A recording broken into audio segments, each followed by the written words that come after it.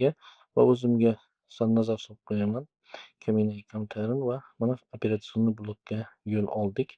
Bu xirurgiическое отделение. Bu yerda VIP palatalar va boshqa palatalar bor va biz hozir mana operasionda o'sha operatsiya bemalol tayyorlashyapti. Biz esa qo'limizni yuvib hozir bemalol operatsiyaga kiramiz. Mana birinchi operatsiyamiz bizda hozir mikrotez operatsiyasi bo'ldi. Bu yerda o'rinlar, ya'ni azospermiya o'rinlar 0% o'rinlarni toklik muzlatib qo'ydik.